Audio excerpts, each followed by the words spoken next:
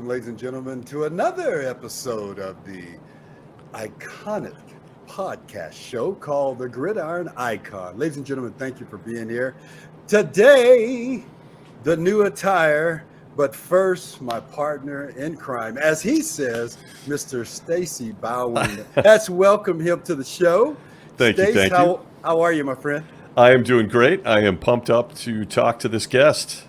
Oh, yeah, we got a good one tonight. And for all of our podcast listeners, each week we huddle with iconic people. We got a special one today. Whether they be fans, whether they be coaches, whether they be people associated to the game, we're going to bring that personality to you. And tonight we have a great iconic guest who is unique. And I learned a lot studying up on this gentleman, and I got a couple of personal questions I need to ask him. But he comes to us with many artistic skills shown on the football field as well as on stage. His performances have been nonstop, and they've been nonstop since high school. We'll tell you about that.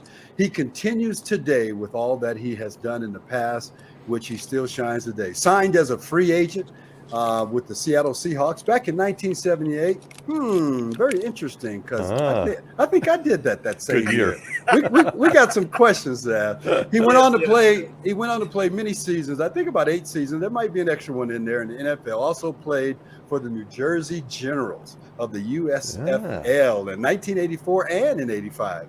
Currently, ladies and gentlemen, a performer and singer for the Motown sensational group, The Miracles. Yes, that Miracle Group. And podcast family, welcome our special guest, Mr. Kerry Justin. Okay. Okay. That was good. You like that? That was a great introduction. Thank you. I just didn't give you the hand clap because I can't find that daggone puppy. So you get the personal one. Hey, welcome, man. I love it. Thank you. Thank you for having me, guys. All right, Kerry, this is special. Yes, sir. Stacy and I have been talking about this, and it was so much fun to, of course, interview and visit with Sydney and talking about, how it was growing up and the competitiveness in the family. I know you're going to echo that, but there are some things I learned, my friend. You and I are closer than I even thought.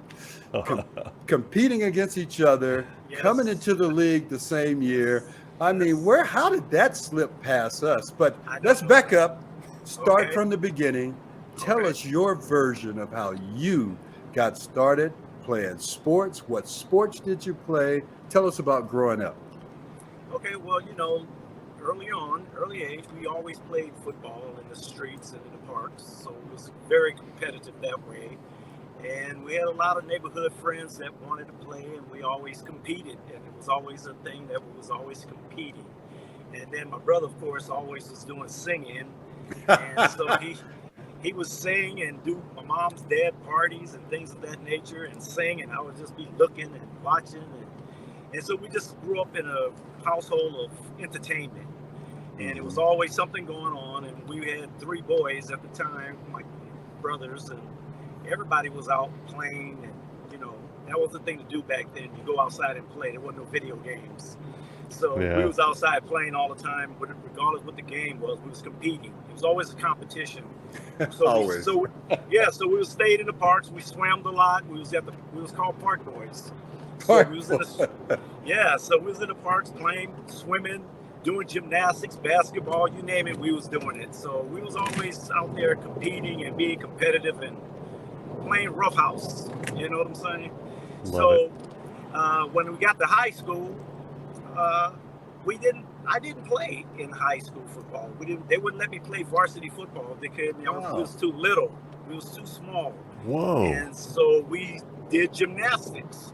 So Sydney started doing gymnastics because they wouldn't let him play football. So he did gymnastics, and then I did gymnastics because they wouldn't let me play varsity football. So we played this football called B, which would be called probably freshman football today. Mm-hmm.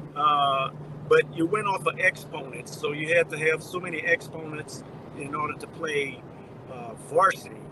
Well, we never had the exponents, so we never had the weight, the height, or the age. And I think that's what it was calculated at. So we had to play like a freshman B football. And so they just never gave us a chance to actually compete at the varsity level. So we never Wow. played high school football. Wow. So it was pretty interesting. And then once I graduated from high school, I basically sat out a whole year and didn't do anything. I was working 2 jobs, and my brother was going to Southwest Junior College. Mm-hmm. So he got into the college and started going there playing football, and then he got a scholarship to Long Beach State. And I always remember this because I was working. He had just got to Long Beach State, and I didn't really want to go play football anymore, but I was always still playing in the parks and doing my thing, just out there hanging out. So he would tell the coaches up at Long Beach State, hey, you guys need to check my brother out. He can play, man. You guys ought to see what he can do. So they called me up and they said, hey, come on out. We want to talk to you. So I drive out to Long Beach State, and they asked me all these questions about why I didn't play varsity football and this, that, and the other, and what my grade point average. And I said, well, I don't know what none of that is. So they called Crenshaw High School and said, hey, what was his grade point average? They said he had a 1.99. Ooh, So right there, they said, we can't take you. Right? And I'm like, okay, well, I wasn't in school anyway, so it didn't matter to me because I was already in the mindset. I didn't want to play. I didn't want to do any of this stuff anymore. I got tired of being put down because I was too small. Wow. And so Wild. they say, well, I tell you what, we do believe you can play. We seen you out at the parks, and but you need to go to a junior college. And I'm like, oh, I don't even know if I want to do that. And so I decided I didn't really want to do that. So about a couple of months that went by, and then I had a couple of friends that went to Crenshaw High School, also played B football, that went to East LA Junior College. Mm-hmm. And they were already in the season, about 4 or 5 games. And so I said, man, what they doing? They said, you guys any good? They said, nah, we ain't no good. Why don't you come out here and play with us? And I said, well, I'll come up there and see what you got. So what I did, I went up there to talk to the coaches. They said, well, yeah, we heard you can play football. We need to see what you can do. What position do you play? I said, well, I can play anything. I want to play wide receiver. They said, nope, you can't do that. We got too many of those. I'm like, okay. I said, I'll play defensive back. They said, okay, let's see what you can do. We'll come on, get your shorts on, go out to the field, and we'll have a couple of guys and the quarterback come out there. If you can cover them, maybe we'll sign you. Get you enrolled and get you going. I'm like, okay. Man, I got out there, and I'm sitting out there stretching and doing my little thing. And lo and behold, there was about 10 wide receivers come out. Oh. And I'm like, looking at all these. I'm like, how many? I said, 10 wide receivers. He said, well, we told you we had a lot of them. And I'm like, all right. So they was just me and all these 10. And each one of them had a turn to come out against me, and I shut down every last one of them. Oh, wow. So, Yes. I mean, it was one after another, after another, after another. I'm like, I didn't have a break. I didn't get tired. It was like, felt easy to me. I'm like, these guys ain't no good. What are they doing, right? So they said, hey, let's get you in school, get you a uniform, get you all enrolled. And they got me all enrolled. Back then. It didn't cost money to go to junior college. Right. And so I got in college, enrolled. They gave me a uniform. I went to my first practice and all that kind of stuff. And we had a few guys out there. You probably remember Mike Davis, played for the Raiders. Oh. He was playing safety, and they wanted me to play safety. And we had another guy named Gray. He went to the New Orleans Saints afterwards. But there was a few guys that was on the team that I was playing, and I'm like, okay, I'm second string, and I'm just moved into second string just like that. And so now here's the key. We only had like 3 games left, right, to play in the season. So I get there, 3 games, I suit up. I never got in the game. So just one game. It was the second to last game. They said they put me in. Again, Mike Davis got hurt or something. They put me in.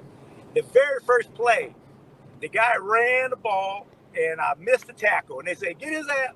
Get him out of there. Get his ass out. You can do it. You can cuss. That's exactly what they said. Get his ass out of there. So one play, plus I'd never seen that many crowd before, right? So I never played in front of a lot of people because I played B football, so I didn't know.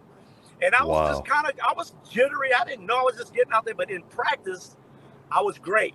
They couldn't do nothing against me. I was good. But it was something about being in the game and then looking at the crowd and listening to all the stuff that's going on. I was like, Oh my God. And then the guy came right at me and I missed the tackle and they pulled me out the game. I'm like, I can't believe it. I said, can I go back in? They said, no.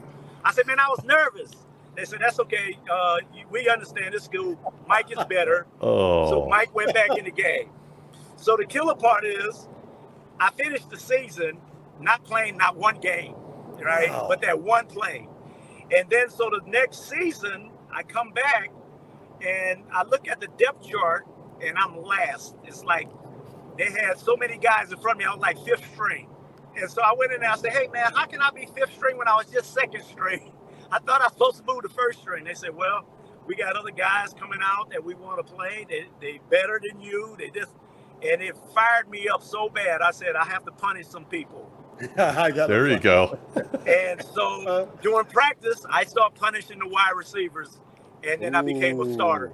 And then I was a starter. Like. Yeah, then when I became the starter, and then I made all conference, and I did all, and then I had the scholarship to go to all the different schools. I chose Oregon State because there was the SC Trojan coaching staff. Yeah, good old Corvallis.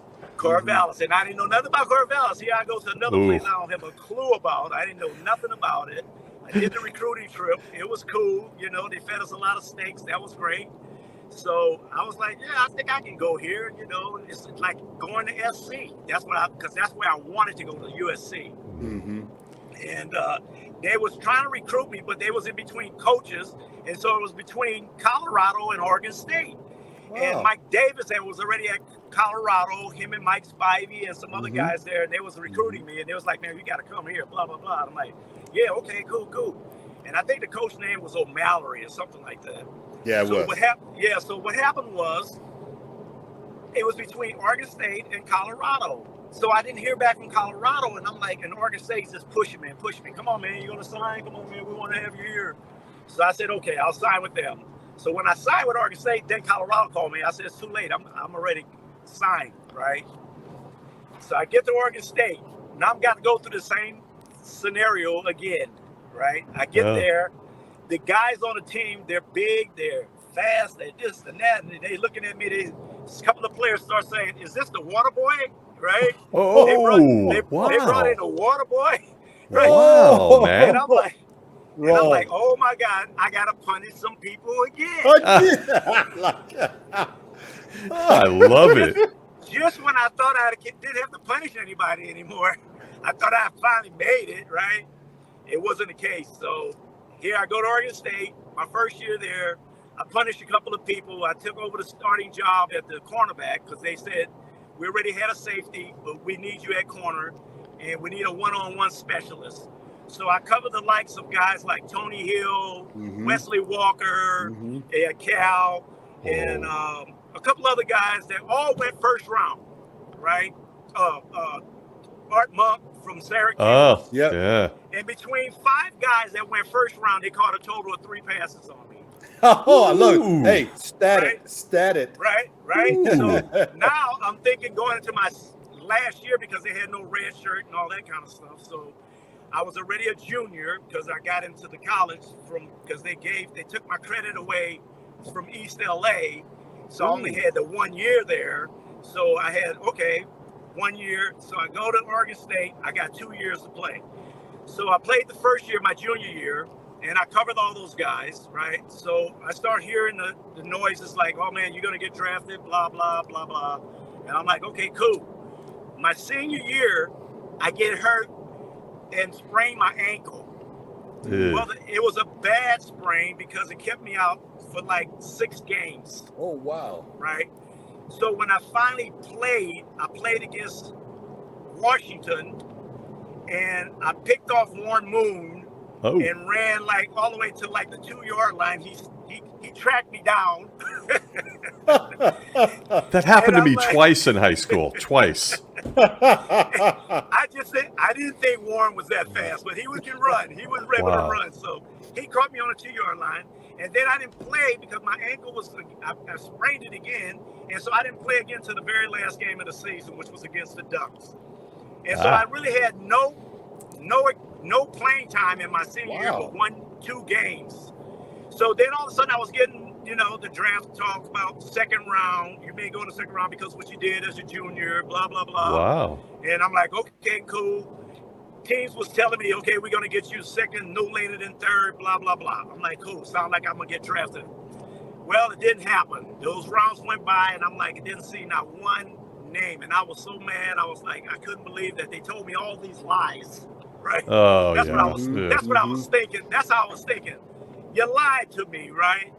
And so I never got drafted. So I sat there. No sooner the draft was over, I think there was 12 rounds at the time, and the 49ers called me, the Seahawks called me, the Dallas Cowboys called me, but I was mad at them because they took Christensen as tight end when they told me they was going to take me in the second round. They took Todd Christensen. So I said, I don't want to talk to them, right?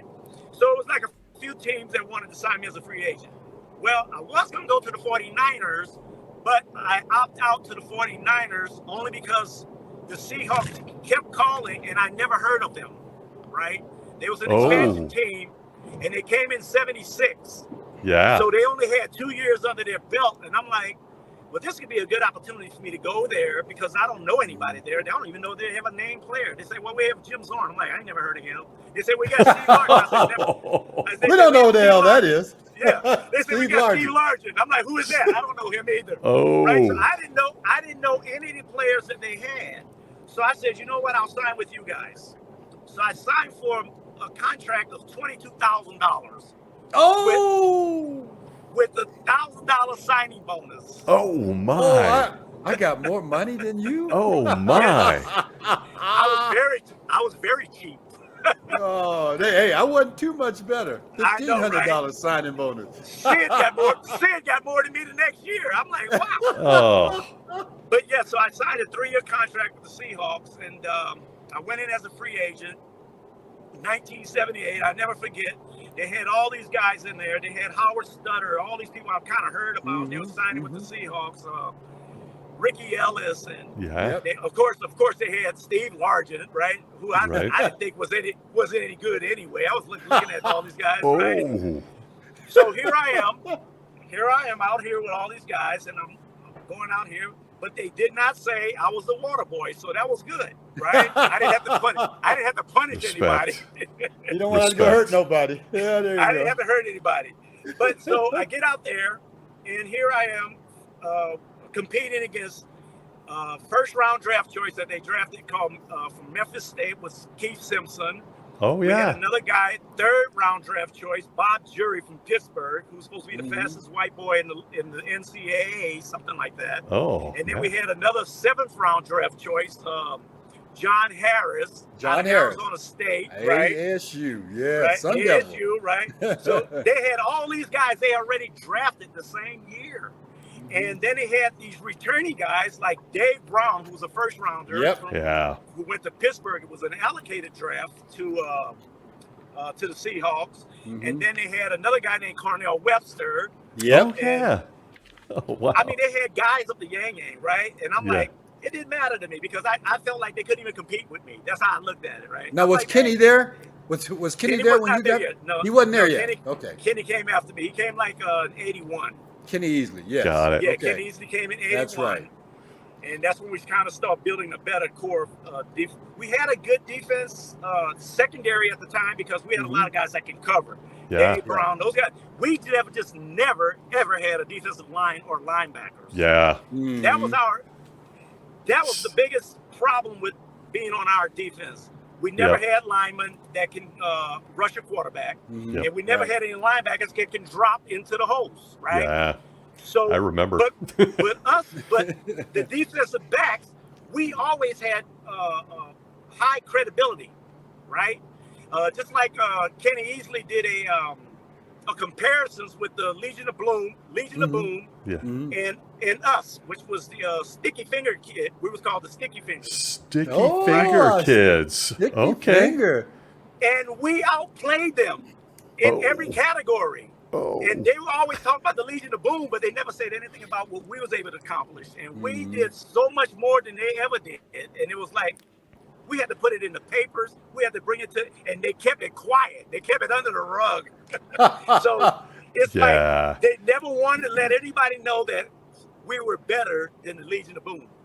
So, oh my goodness, the Legion of Boom had some linebackers. I mean, Bobby Wagner and Bobby Wagner. They had linebackers and they had a defensive line. I mean, you had three of the guys that played with, even later guys like the Terry Taylors and the Patrick Hunters and the Melvin Jenkins. Those guys came in Patrick later.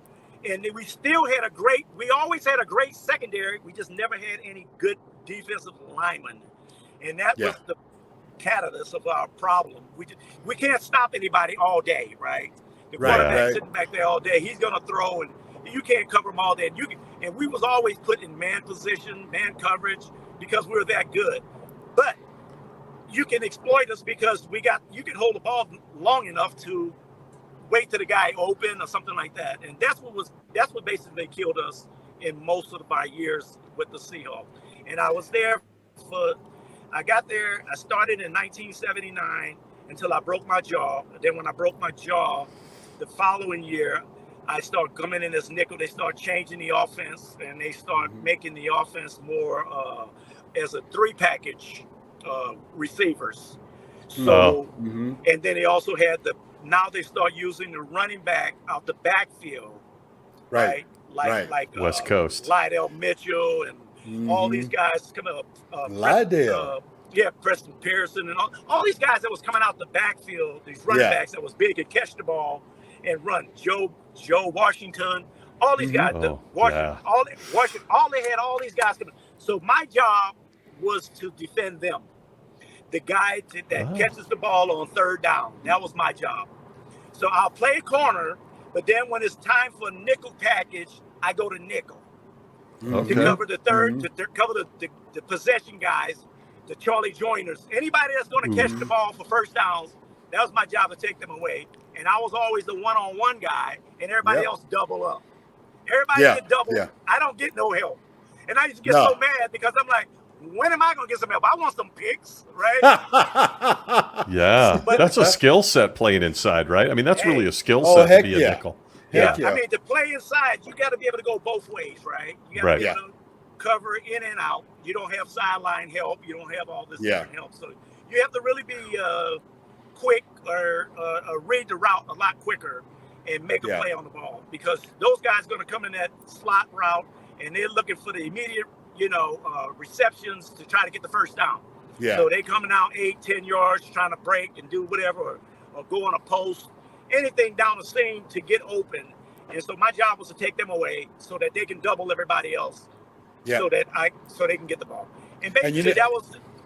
No, I was just going to say, and you know what a special position that is, because it's that way on both sides. That nickel receiver or third down receiver that comes in, because I know it's so funny. I was just talking about after realizing you were coming on the show, and then I started reading a little bit more, and I'm saying, daggone it, Kerry and I had to have gone head up a couple of times. I went and looked at a couple of film. Oh, brother. Absolutely, we have. When I slid to the slot, you were in the slot covering me. And I'm like, oh, Lord, we did go head to head. So I started watching that film, and we've had 3 games that we played against each other. Every time, man. Every time, that's when they would have me. So, in other words, Preston, they knew you was getting the ball, and they game planned you in the slot to get the ball, right? So they would take me and move me to the slot. And so that's how I basically did for the most of my career. Well, you know what I find I find interesting, and career. You and Sydney. Oh, you break it up. No, I was just going to say you and Sydney paralleled each other. Mm-hmm. You guys paralleled each other in your journey in trying to reach the level of professional football, and the sacrifices you guys had to make. So parallel. But what I found very unique, even now being in this interview, is how much you guys really supported each other, informed each other, encouraged each other in different directions to get to the same medium. And that's what a sports family is all about. That's what it was with my brothers. And you just support each other and you just push and you drive, because you never know how you're going to end up. And fortunately, you guys, 2, 3, I mean, there's about 4 or 5 in the family that's played at the next level. Was that always Yeah. there? That Yeah, ingredient man. always there? Bro, like I said, we was outside playing against and competing against each other all the time. We was diving for footballs. We was practicing diving for football before they was even diving for footballs in the NFL. Yeah. Because we was just so used to competing. We was diving over for the end zone. Yeah. We put the ball down. We pretend like we have to dive over. I mean, we did so many things together as a family, just us. And we always pushed each other. We always did workouts together. We swam together. We did all these. Everything was competitive, competitiveness. And we always was wanted to be the best, but nobody seen us. You know what I'm saying? Nobody could see us. So we had to do these things in order to be seen. And we finally did get seen. And I was happy when he even signed with the Rams. The way he got in with the Rams, it was incredible. We heard the story. It's wild. No, yeah. I lived that story with them. Well, you know what? Yeah, walked on the practice fields, man. Yeah. It's incredible. Yeah. Just walk right on. And you know what? I remember those days too, because anybody that got on those fields, they were working out. They came to work out. And so he was part of that mix. Right. And if anybody did anything, you did that. I was wondering if you ever came out to Blair Field at any time for some of those summer workouts. No, I did not, because again, I was already with Seattle in '78, right? Yeah. So I stayed up there, and I didn't come home very much. And when I did come back, it was just for the holidays, and we wouldn't work out much. But it was like, Sid played in semi-pro football and everything, man. He just never gave up, and he was always good. Right. And my brother did the same thing. My other brother, Tyrone, he did the same thing. They just never gave up. Yeah. These guys just kept going and going. I was fortunate enough, like I said, because I didn't get drafted, but I got signed right away, right after the draft. And as I got in there, they would even keep free agents back there. Preston, you know that. We was just a number. They just brought us were lucky to fill up. Yeah, we filled up. So the guy, when they kept me, they said there was only 2 free agents with the Seahawks they kept. And they said I had a 99% chance not making it, right? And they could not thank God I didn't. Right. They said they couldn't believe the coach, even Jack Christensen, who was a Hall of Famer. He was a defensive back coach. He came to me. He said, man, I don't know what's going on, why you didn't get drafted, and I don't know why you're not playing, because you're one of the best guys we got. And I'm like, I don't know either. So they used to call me Land of the Giants, right? Because everybody I played against was much bigger than me. They didn't have small guys in my era. There was only like 2 guys, I think, Pat Fisher, Washington Redskins, and I think the other guy was Livers from the Chicago Bears. Yeah.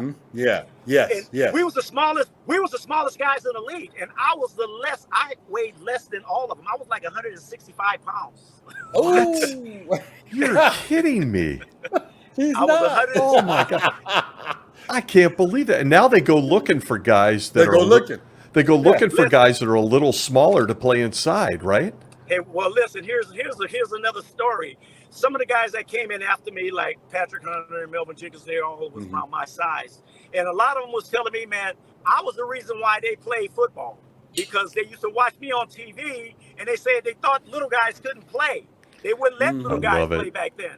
And he said, man, if it wasn't for you, I wouldn't be playing right now, because they didn't let play. And when I seen you did, he said, when I seen you was able to do it, I knew I can do it. So I'm like, that's cool. Yeah, so it's a cool story to hear some of the guys say, man, I remember when you played, you was one of the smallest guys, and we were small too, and they wouldn't let us play until we seen you. So Kerry, how fast were you, man? How fast were you? 40? I ran a 4.5. Okay. Wow, okay. Right there. Which was at the time I didn't think was that fast, because most of the guys was running 4.4s. You know what I'm saying? And I was just figuring, my whole thing was, it wasn't that I was really fast, I was really quick. Okay. And I was able to read routes and break on routes a lot quicker than the guy that's fast. And the guy that, when they ran a deep route, I was able to read the deep route before they get into the route. So I was able to run with anybody that was running 4.2s, 4.3s, because I would read the route before they even run the go route. There you go. Cliff Branch, for instance, right? Ooh. He used to get so frustrated because Cliff was really fast, right? Yep. And Cliff used to go out and say, man, I know I can't run a deep route on you. You're already going to read it. So he used to try to run. So he used to run the little quick outs, try to make me bite, right? And I had him let him catch a few passes because I said, I'll let him catch all this stuff underneath and then punish him, but he won't catch that deep one. Oh my God, Hall of No, Famer. not at all. Not at all. Oh. Yeah. That's so. Listen, Kerry, I got to ask for somebody like you. You look at today's like, what would you do today if you had to line up against Megatron, like Calvin Johnson? Are you up for that? You just have the mentality, like I'm ready. Let me tell you something. Stacey, let me tell you something. I wish I could have played against big guys like that. To me, okay. it was better for me going against a big guy than it was a smaller guy. Oh Okay? man. And I'll tell you why. I went against Carmichael, right? Oh, Harold Carmichael, yeah. That's when they started calling the land of the giants. I was David, he was Goliath, right? Because Yeah. I was one-on-one with him. He caught 2 passes the whole game. Okay? So Man. it was like I can cover the guy that's big and tall because they're easy to read. I don't have to play up on them. I don't have to be bumping them around and doing all that. I can just let them run their little slow routes, right? And make their move, and then I jump it. And then I get there and I'll jump it or punish it, one or the other. Okay, so to me, if I I'm would love hearing to play you against correct. Michael Irvings and the TOs. Oh. Yeah, the Oh, the TOs. TOs. I was in the Megatron. I want to play against the bigger guys. It's I better love it. for me. Wow. He's He's still a DB. I got a still a question. DB, yeah. I got a question during the 2-minute drill. But I got to ask you, so that's fascinating, Kerry. What about Tyreek Hill? It's Tough. true. Is he a tougher cover for you if you're He's both a in your small prime? Yes. Listen, that's the little guy, Okay. right? Okay. I always have a problem with little guys because they're quicker, right? And they get into their moves a lot quicker. And so I have to you got to really concentrate a little harder to kind of see where they're going to go, right? Mm-hmm. Okay. But the little guys I've always had, like remember the 3 guys, Preston, they had with Denver? It was all. Oh, yeah. Oh, Yeah. yeah. They called the 3 Amigos or something like that. Three Amigos. Those little That's guys him. those little guys was tough, man. Mark Jackson and all those little guys. Mark, Because they yeah. can run around. Yeah, they can run around the field, right? And they doing all this. And it's hard to watch where they're going because you don't know where the ball is going to be thrown, right? So the big guy, wow. he's big enough to be in the rage, so they're spaced. When they're big, you can see them good. When they're small, you can't really see them that well. Oh, Preston, is you taking this personal, number 88? No. Are you I'm taking? not taking Okay. I just realized I was in between the cracks. Yeah, So I you were like- I wasn't on the radar. Exactly. You was in between. And those guys are also tough too because you're a tweener, right? A tweener, yeah. Yeah. You got to really, because you're not sure how fast they're going to really be based on their strides, right? Like, for instance, Daryl Turner was about your size. Mm-hmm. Daryl Turner was maybe 6'2", 6'3", something like that, right? And Daryl Turner was extremely fast and had long strides, but that's what made him fast, his long strides. Yeah. And if you didn't play the strides, right, don't play the man, you have to play his strides. Because otherwise, he's going to run past you, and that's what he did in the league for years. He ran past people. Ray Butler, the same way. Ray Butler was like 6'3", but the guy came from USC, and he played with Sid at Baltimore Colts when he was Baltimore Colts. And when he came to us, I was like, man, this guy is huge, right? I was like, I got to watch I need to watch his strides because his strides is going to make me know how much distance he's covering. Yeah. Wild. This is very DB coaching with Kerry Justin. When you don't have size and you don't have speed, you're that tweener, and you can sneak by somebody. That's right. When you don't have size or speed, you become a podcaster. That's what really. that's me. So I gotta. Go ahead, Preston. I'm so fired up. One quick question. Preston's probably going to ask this too. So if it's not number 88 for the Los Angeles Rams in 1978, 79, 80, who was the toughest guy you had to cover then? Who was your guy? Okay, well, listen, again, Preston, you can talk about this. At that stage, they're all good. They're all tough to cover. I mean, it's just a matter of your lineman, right? Your defensive lineman. how they're going to rush, right? The coverage that you're in, et cetera, right? But they are all good. I mean, you guys were all, to me, was equally the same. What made the difference was, to me, is who was able to magnify themselves to the ball. John Jefferson, to me, was one of the most magnified guys to the ball. Okay? JJ, if the ball is in the air, behind you, in front of you, he had the ability somehow to get the ball, right? And to me, that was tough to cover because you could be right on him. And that's why I think the back pass, shoulder pass now, and that they do now more than anything, I think that came from John Jefferson because Dan Fouts couldn't throw the ball to him, right? Yeah. He underthrow it, and John Jefferson found a way to catch it behind it. You're all on him, but he catches it anyway. Stanley Martin was another guy that could do that stuff. So, you know, these guys, man, was able to catch the ball, but they all were equally, to me, tests, and they all was good because just because they was big, small, fast, you have to play these guys equally the same each and every time. So you just have to be confident. So killer.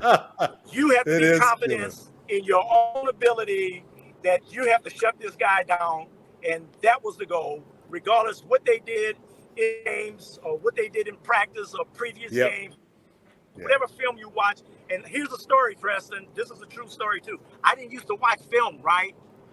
You know why? Because the coaches would pump you guys up.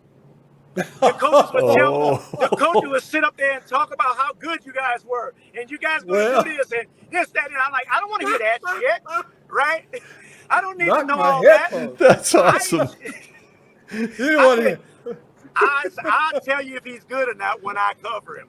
And that's the way I do it. God, I love TVs. So I stopped watching the films because I couldn't stand the coach telling about, oh, this guy, he's great. He's this, he's this, he's that, he's that. I'm like, yeah, okay, whatever, right? Oh, I'm ready. So I didn't want to hear that no more. This is epic. I'm ready to line up right now. Look at this. Look at this. I got one play. I got one play in me. That's it. That's it. Well, I tell you what, man. It's a bump and run. It's a bump and run, too. It's a bump and run. Okay, man to man. That's fade right. Hey, well, I tell you what. We would be removed from ourselves. We only got a few minutes before we get going on the 2-minute drill. But we got to visit how music found the Justin family. And ladies and gentlemen, you don't know this, but this young man, and I call him a young man, he is one of the singers for the Miracles with his brother Sidney, who's doing the lead. And I tell you what, they got voices. That's one thing I can tell you. They can play some ball, but they can show damn sing. So tell us about how Sidney told us about his journey. Tell us real quick how you got involved. Okay, real quick. This is how I got involved. I moved to Arizona from Seattle, and to be near some family and close to California, LA, to be near the rest of my immediate family because I was so far removed for a long time. So I came back. So Sidney was in the middle of doing the Miracles, and a guy had passed away, so they couldn't do any more shows because they didn't have another guy. And then all of a sudden, another guy got sick. So Sid was in between guys where he needed some singers to continue to the legacy of the Miracles to continue to move forward. So one day he had asked me, he said, "Hey man, I want to find out if you can help me out." I'm like, "Help you out doing what? What do you want me to do? Be a road? You want me to be the road manager or something?" He said, "No, I want you to sing." I'm like, "Sing?" I said, "And I can't sing." He said, "Yes, you can." Ooh, so great. it's just the same way we did when we was young. Same exact. Yes, you can play. Yes, you can cover him. Yeah, you can do this. I'm like, okay. So lo and behold, he said, "Okay, I'm gonna give you some songs, and I want you to just learn them and see how it works out." I'm like, man, I'll say, okay, I'll tell you what, man, I'm only going to do this because you're my brother. I love you. I want to help you out. I want to continue to see this thing go. But I don't know how well I can do this, but I'll try my best. And if I can't do it, trust me, I won't, because I don't do anything on a professional level that I cannot handle, right? And so he said, okay. He said, that's why I really want you, because of your professionalism. He said, I know if I give you something to do, you're going to do it to the utmost, and you're going to make sure you do it to the max. And I'm like, okay. So he gave me a few songs, man. And I tried, Preston and Stacy. I I was trying to sing these backgrounds because I've never sang the backgrounds of songs before in my life. it. The only thing I'm saying was lead. The when lead, song come on the radio, that's all you sing. I don't even pay attention to what they're saying in the back, right? So here I'm listening to this stuff, and I got my kids, and I'm writing down all the words, trying to remember this stuff. And he said, I told my kids, I said, I can't do it. They said, Dad, you can do it. Practice. Just practice with us. We see that. I'm like, okay, let me keep trying. The kids. So my daughter said, yeah, you better tell your brother you can't do it because he said, leave it to the girls. You can't remember the words. I'm like, I know, right? So I went to Sid. I went to Sid, and I sat down with just him and I was really humble, and I was really serious about this thing because this is his profession. This is his livelihood. This is his thing. And it's not mine, but I would not do anything that would jeopardize him and his music, right? And I would not be a half stepper or just get out there. I don't do that. I can't do that. So I said, hey man, we sat down and I said, dude, I apologize. I don't think I can do this. And I started crying. And I was like, man, as much as I want to help you out, I can't do it because I don't feel good at this. I don't think I can do it. And he said, just like this to me, yes, you can. He said, yes, you can. That's go awesome. home. He said, go home and practice some more. And then next week, come back and we'll try it again. And sure enough, I went home with a little bit more zeal, right? Yeah. And a little more confidence that my brother believes that I really can do this. He's a professional singer, so I can be able to do something. So I did. And when I came back, I was doing it, man. I started singing, and I started doing the notes, and he was like, I told you can do it. He said, now just keep more practice to remember the song. Then all of a sudden he put in the choreography. Now, wait a minute. That's a little bit too much. That's too much. That's a little bit too much. I got to sing and dance? Yeah. Whole thing. Bro, hey, you talking about challenges. I thought football was tough. That was nothing. Singing and dancing is a very tough thing to do. Especially when you got turf toe. and bad limbs, right? Bad limbs, yeah. Oh God.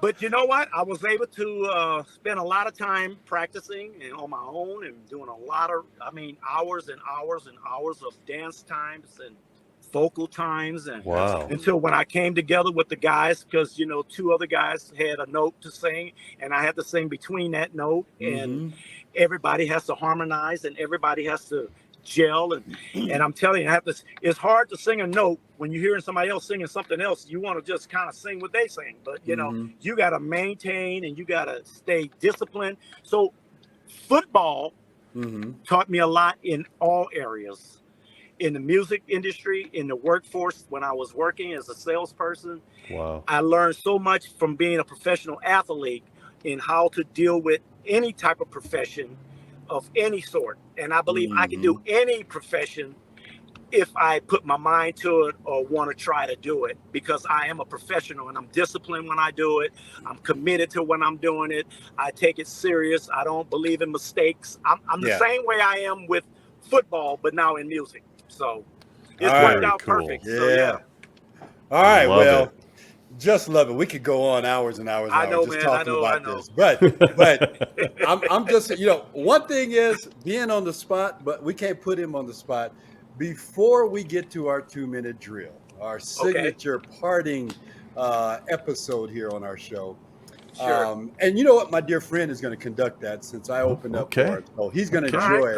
Go ahead. But hold on, Kerry. Here we go. See, we didn't do this with Sydney. I would not dare do it with Sydney. But with you, you were saying that, your daughter said, nah, you better talk to Uncle. Yeah, but hey, we're going to show them they were incorrect. So here we go, my brother. Mirror this. Ooh, la, la, la, la. Let's hear it, Kerry. Come on. Hey, you better get off my note. Oh, that's my note. Oh, Ooh, la la la la. Oh, that's a lot See, better that's note my than note. mine. Are you kidding? Yeah, see, that's the medley note, and that's a good note. That's a good note. Baby. Oh, but don't show listen, Sydney this. Oh, Lord have hey, mercy. no, but you know Unbelievable. what, Preston? That sounds good, and I think he was telling me something about you. Hey, not long ago. we ain't doing no. We're not 2-minute drill. Stacy, Confirmed. 2-minute drill. Confirmed it is. Hey, Take Kerry. it away now. Kerry, hit me up. It's on my Spotify. It's a real thing. It's on your Spotify. It's a Okay, real there you thing. go. I can confirm. I can confirm. All right, This all is right. amazing. Okay, so 2-minute drill with Kerry Justin. We've got to get him safely home. So here we go. Okay. These are crazy questions designed for the fans to learn all about you. Okay. And my God, you're multi-talented, man. So here we go. Grass or turf? Okay, say that one more time. I think I missed it. It's okay because I was having visions of the Kingdom, so I think I know the answer. Oh, Grass or turf? grass. Okay. I'd be shocked on that one. God, that Kingdom was brutal. I don't know how you survived that. Oh, God. Okay. I don't need it. Singing for the Miracles or playing for the Seahawks? Ooh, tough one. That Yeah. is a tough one. Well, I can speak of it. Only way I can talk about that one right now, I have to say "Singing for the Miracles." Yeah. It's a good choice. Because I can't play anymore, so it's like And you're still making Just sing. money. So there you go. and I can There you still go. make money, and I'm still entertaining people. Right? There you go. There you which go. is the most joy. I didn't get this much joy entertaining people in football because we have helmets on, we have uniforms on. You can't even, you don't see us. You just know the number, right? Where being on stage, they see you clearly. They see your body language. They see your face. They can see everything you're singing, everything you're moving, and it's just more gratifying because you know you're doing something and you're giving them something that they want. And especially when we do love songs, you can see it in the people's faces. You can see the love and the care and how much they feel when you sing these songs, man. It's just amazing. It gives me a really sense of joy, way more than football. Oh my God, that is awesome. Yeah. Motown is my jam too, so that's epic. Okay, I think this one is out of left field. It's from my partner on this show. Salty's Restaurant or Roscoe's? Hey. You know. Did you get that one, Kerry? Salties. Oh, Salty. Okay, Did you say so Salties Stacy or Roscoe's, but Stacy don't know about Salty, so tell him about Salty's. Well, Salties is, they got, the food is just, I just like the food. It's really good. It's tasty, Roscoe's is okay, but it's but it's okay. You know what I'm saying? okay. Salties is way better. It's on the water. You got the view. The ambiance is just a lot better. Oh, it's gorgeous. Yeah, up in the Northwest. Yes. We have Absolutely. You have one? You we got a have Salty? 2 Salties in Portland, right Well, on there the you go. water. Yeah. Wait, Yeah. Wait, I Yeah, think we 2 do have one in Salties. Portland. Yeah. Yeah, I when spent you're a lot of time here- in Portland as well. Well, you know what? Oh, my You know what, gosh. Stacy, I coached indoor football in Portland. We was called the Portland Prowlers when indoor football first came out. The indoor football league. I was there. I was there watching you. Coordinated. We went to the championship my first year. I my God, remember I that. Didn't know that. Good grief. Then there was the Portland Sea Dragons and the yes. Portland. Oh, my God. So much more to talk about. There's going to be a part 2. Portland Prowlers. Oh, I God. remember that. The Corvallis connection to Portland. Oh, Yeah. my God. Okay, Oh, sorry. yeah, Back to yeah, 2-minute Portland drill. Prowlers, baby. Okay, go ahead. Oh, my God. The Go ahead. memories. That just triggered so many memories. Okay. Right. Cats or dogs? Dogs. Okay. Favorite movie? Oh man, Slumdog Millionaire. You seen that Oh, one? what's a good one? Slumdog Millionaire. Yeah. That's a good one. That's That is a been good one. one of my favorite movies for a long time. Yeah. For a long That's a time. good- I just that's a love, good I flick. love that movie. Even before it became Best Picture, when I seen it was in it was at a it wasn't even in the movie theaters, right? It was I forget what they call it, the Canes or something like that.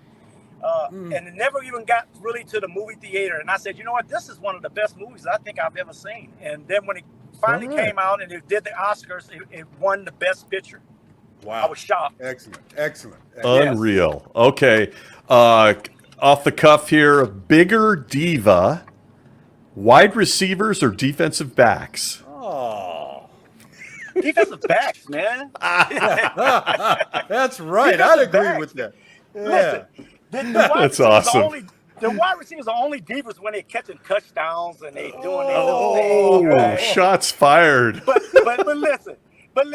If they don't catch the ball, how they gonna be a diva? That's true. Yeah. That's true.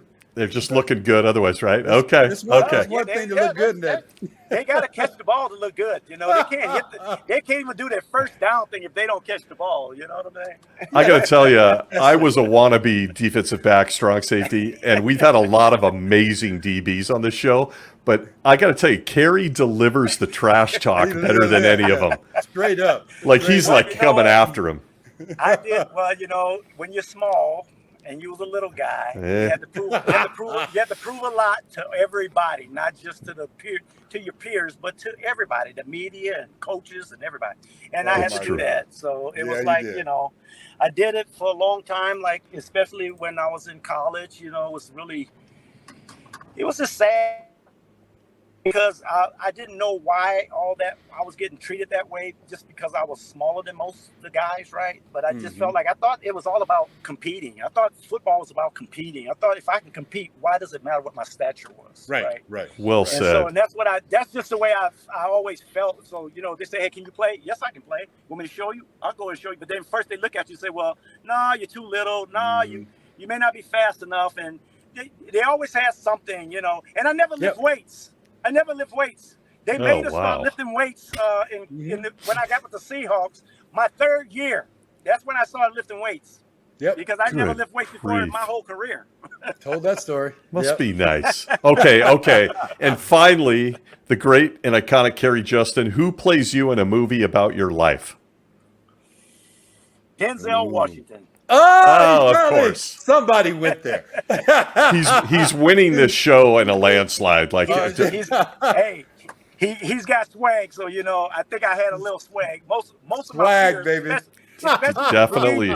Especially the guys that I played with, the defensive backs. They all will tell you, Kerry Justin, KJ. You know what I'm saying? That was a one-on-one specialist. I was a one-on-one specialist before there was a one-on-one specialist. Before there was a Deion Sanders, I was a one-on-one specialist. But they never called us that because it just never was the term. So next time we have you on here, we're going to bring you on. We're going to talk about the Sticky Fingers gang versus the Legion of Boom, considering all they did was cover three, and you guys were going man to man. Okay, that's it. We got to end the show. And I'm going to send Preston the Sticky Fingers article so he can see what the comparison. Okay. Send it to me. I want to see that. I'll send it to you so you can see. Yes, okay, gentlemen, this has been an absolute pleasure. We will do a part 2 with the iconic Kerry Justin. A big thanks to our guest for being here tonight. We have now had half the miracles on here. Yeah, there you go. So we're going to do something with that moving down the road. And there's going to be a guest appearance by the guy right next to me, Preston Denard. I'm thinking the Justins, Denard, some harmonies. We're going to do this. Oh, bad. Okay. It can be done. It can be done, Preston. It can be done. It's happening. And I'm just going to work the soundboard. Okay. Hey, thank you, Kerry Justin. This has been an absolute pleasure. Where can we find you? Where can the fans find you? Is there a Twitter or a website? I don't do any social media, unfortunately. Smart. I do a little bit of Instagram, but I only post miracle stuff on Instagram. Got it. Okay. Because that's the only thing I would promote of myself is what we're doing as a group. Why not? Exactly. Yes, sir. Absolutely. Well, there you go, folks. Pleasure. All right. Pleasure. Kerry Justin of the Miracles. Preston, thank you. Good seeing you, my brother. Yes, sir. And you guys have a great day. I appreciate you. We appreciate you. Thank you, sir. And for Preston Denard and I here at Gridiron Icon, all the likes, follows, YouTube, and all the major podcast hosts, we thank you, and we will see you next week. Big thanks again to the iconic Kerry Justin. Peace. Love you.